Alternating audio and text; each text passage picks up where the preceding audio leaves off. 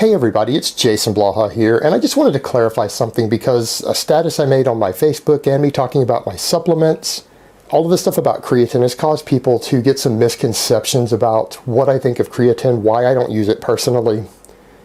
And people are going, well, now that you're not eating meat, maybe the creatine will help. So let me start from the beginning. I don't use creatine because it doesn't do anything for me.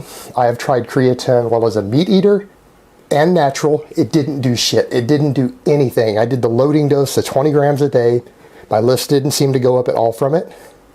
And when I came off of it, my progress continued exactly how it had while I was on the creatine and before I went on the creatine. I saw no change in body weight, no change in muscle fullness, no change in performance when I went on it or when I came off of it.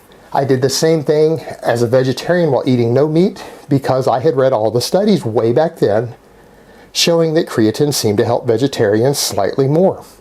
It didn't do anything at all, nothing. I've tried something like 3 different forms of it over the years. I've also tried it while on gear. The same thing, didn't matter what protocol I used, what brand I used, creatine has never done anything for me.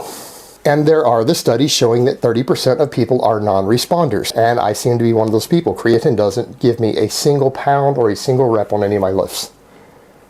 So to me, it's a complete waste of money. That's why I don't take it. Now, I do question some of the claims of the research over the years simply because meta-analysis I've seen of it going back even to like 2003 are showing things like in the same time period that non-creatine users gained 12% increase on their 1 rep max, that those on creatine averaged 20%. So you're talking about an 8% increase in strength purely from the creatine. Those are steroid gains. That is the type of strength gains you would expect to make on steroids. I have never seen anybody who I've worked with or trained with who went on creatine and saw those type of strength increases ever. Same thing, I know a lot of strength and conditioning coaches out there who I've met personally who don't have their athletes use creatine because they've noticed over the years it doesn't seem to do very much, if anything, in their athletes. Now, maybe it's because their athletes were all on gear, and so the creatine didn't really work well. Maybe some of those studies were done with people on gear and they were getting their results from gear rather than the creatine. Maybe those studies are done on people with very little experience and they just peak out a little faster, and then the other people not on creatine catch up, so it doesn't do as much for advanced people. I don't know. But I've never seen, and I know many other people who have never seen creatine do very much in the real world, at least nothing like what the studies show. I don't really have an explanation for that, but I know that there are people out there who claim to use it. They claim it works.